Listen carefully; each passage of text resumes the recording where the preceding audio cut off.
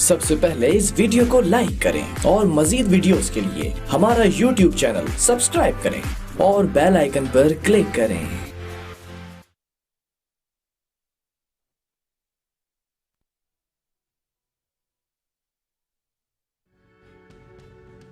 आप देख रहे हैं अवाम के उठाए गए सवालात, हालत हाजरा पर तबसरों, तज्जियों, खबरों पर मुहित प्रोग्राम न्यूज लाइन रिदा सैफी के साथ।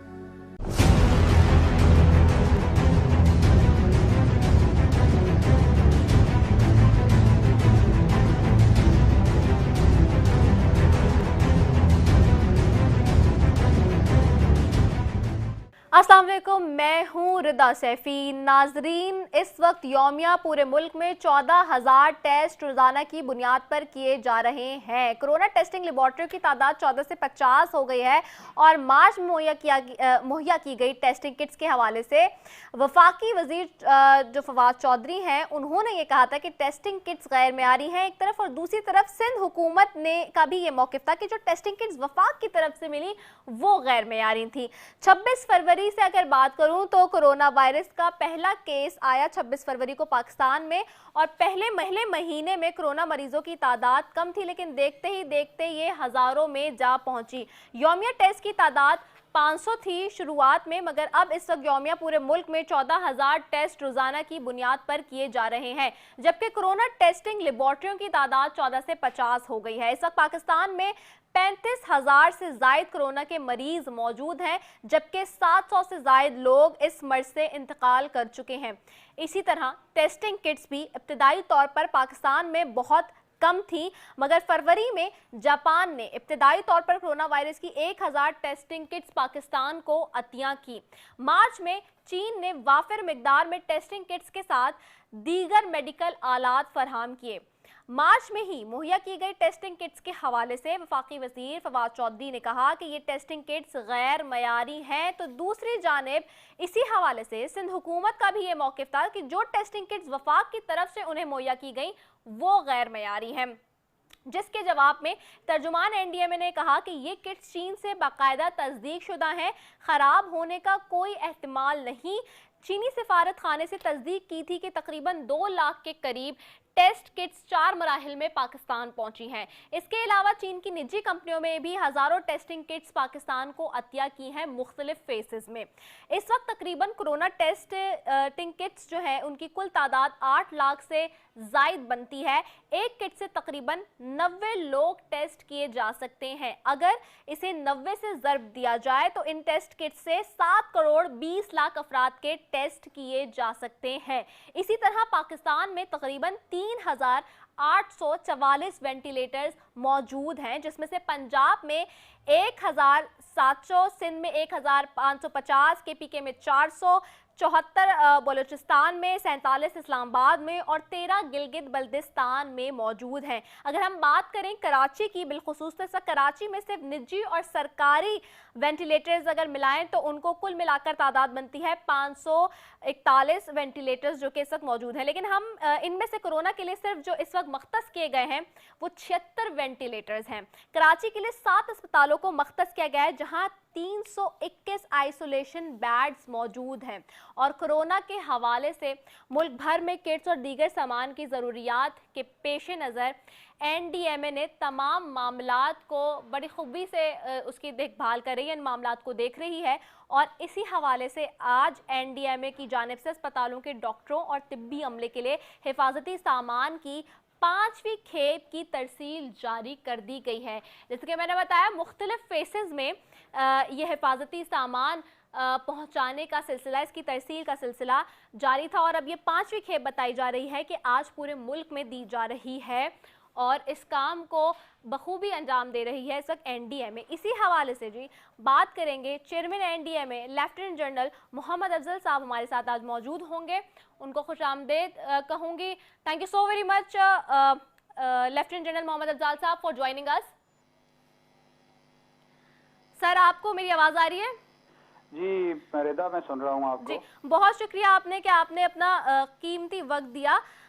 मैं सबसे पहले तो जानना चाहूँगी, क्योंकि एक ऐसी वबा जो कि पूरी दुनिया के लिए मुश्किल का बाइस बनी, और जब पाकिस्तान में आई और फिर आप लोगों ने जिस तरह से शुरुआत की, सारे तरसील की भी खेप की, हिफाजती सामान की, टेस्टिंग किट्स हो गई, उसमें सारी चीज़ें किस तरह से प्लानिंग हुई, और फिर अब अभी भी इस वक्त भी जो आप लोग जिस तरह से कर रहे हैं, क्या दुश्वारियां सामने आ रही हैं और किस हद तक जो है वो मामला आप देख रहे हैं कि बेहतर हुए हैं?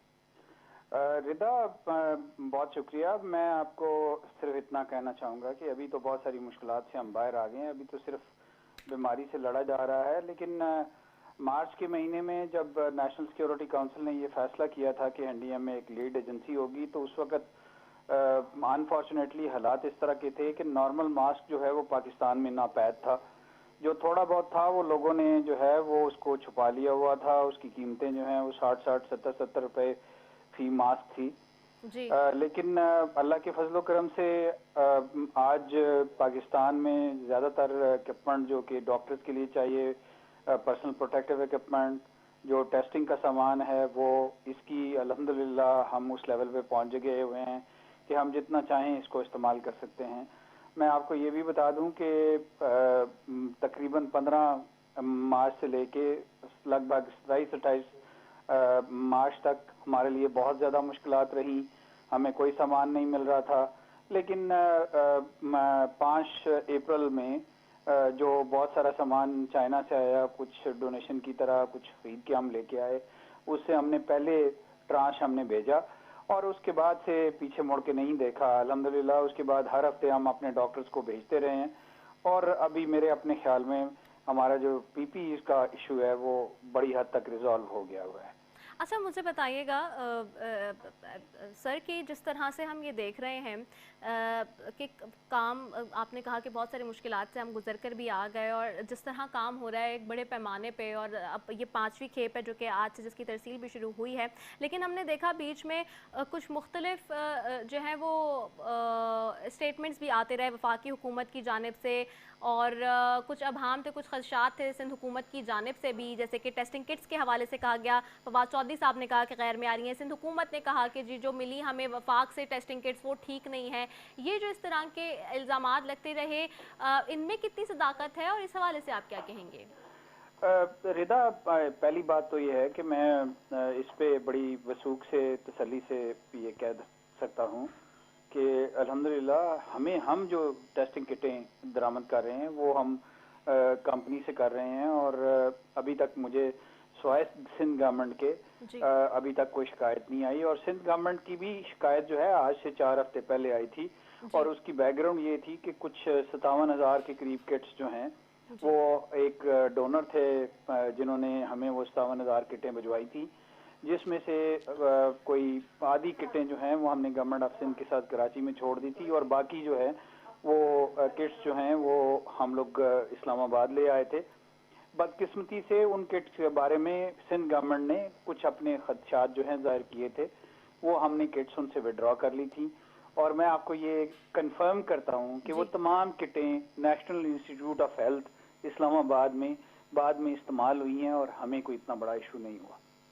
अच्छा, मैं यही इसी हवाले से ये बात करना चाह रही हूँ कि इसी डोमेन पे थोड़ा सा बात करना चाह रही हूँ, क्योंकि हमने देखा अभी भी सिंध में कुछ टेस्ट इस तरह के हुए कि उनके रिजल्ट पहले पॉजिटिव आ गए, फिर दोबारा हुआ उन्हीं लोगों का टेस्ट फ़ौरन तो वो नेगेटिव आए। अभी भी जैसे कि ऑपोजिशन की जमातें जो सिंध में हैं, वो परसों का ही एक रिसेंट बड़ा वाक़या हुआ और उन्होंने फिर सिंध हुकूमत के ऊपर एलिगेशंस भी लगाए इस तरह के। तो मैं इसी सिलसिले में ये आपसे जानना चाहती हूँ, और अच्छा हो कि आपने इसकी क्लैरिफिकेशन मज़ीद भी और दे दी, क्योंकि हम ये भी देख रहे हैं कि सुप्रीम कोर्ट में भी जो हुकूमतों से सवाल जवाब इस वक्त हो रहे हैं वहाँ पर कोरोना वायरस पे, क्योंकि पहला आप खुद भी देख रहे हैं, खुद नोटिस जो चीफ जस्टिस साहब ने लिया हुआ है, वहाँ पे भी इस हवाले से भी सवाल हुए हैं। आप क्या समझते हैं और कैसे देख रहे हैं कि मज़ीद आइंदा आने वाले दिनों में भी जो टेस्टिंग कैपेसिटी है वो कितनी हद तक बढ़ सकती है, और यौमिया हम कहाँ तक पहुँच जाएंगे ये टेस्टिंग कैपेसिटी को बढ़ाते में? अच्छा रिदा, मैं जो पहली बात तो ये है कि जो टेस्टिंग के अंदर कुछ खराब रिजल्ट आ रहे हैं उसकी वजह जो है नंबर ऑफ फैक्टर्स हो सकते हैं। देखें, ये जो टेस्टिंग का प्रोसीजर है इसको समझने की ज़रूरत है, और जब आप इसको समझ जाएं तो अगर देयर आर 6, 7, 8 प्रोसेसेस जो जी। एक टेस्ट को करने के लिए होते हैं। फॉर इंस्टेंस एक पार्टी जाती है, वो किसी एक बंदे का जो है वो स्वैब के जरिए जो है वो डीएनए लेती है, वो डीएनए जो है वो वीटीएम वायरस ट्रांसपोर्ट मीडियम के अंदर रखा जाता है, उसको फिर ट्रांसपोर्ट किया जाता है, उसको लेबोरेटरी में लाया जाता है, लेबोरेटरी में ला के उसकी एक्सट्रैक्शन होती है डीएनए की। जी। वो डीएनए को फिर स्पिन किया जाता है और उसके बाद मशीन में डाला जाता है।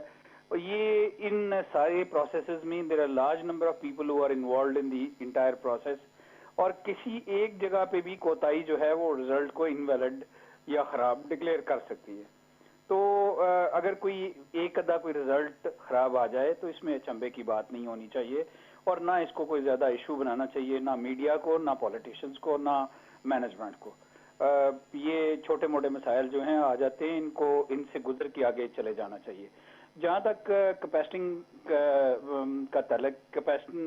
कैपेसिटी का तलक है वेदा, तो आपको पता होना चाहिए कि मार्च के अवाइल में जो है हमारे पास शुरू में तो 5 लेबोरेटरीज थी, फिर मार्च के दरमियान में वस्त में जो है वो 15 लेबोरेटरीज हो गई, 14 लेबोरेटरीज हो गई, और आज अल्हम्दुलिल्लाह 70 लेबोरेटरीज पूरे पाकिस्तान में काम कर रही हैं। मैं 2-3 एनोलॉजी और पे भी काम कर रहा हूँ, जिसमें एक्सरे के जरिए टेस्ट लेना या जो है ये मुख्तलिफ दूसरे टेस्टों के जरिए चेक करना कि कोरोना है या नहीं है, मैं उस पर देख रहा हूँ, और होपफुली अगले 2-3 दिनों में वो भी हम कर लेंगे। लेकिन मैं आपको एक बात जरूर बताना चाहूंगा कि जहां तक इस्तादाद का तलक है, तो पाकिस्तान में इस वक्त भी तकरीबन 17 लाख के करीब रिएक्शंस जो हैं वो मौजूद हैं।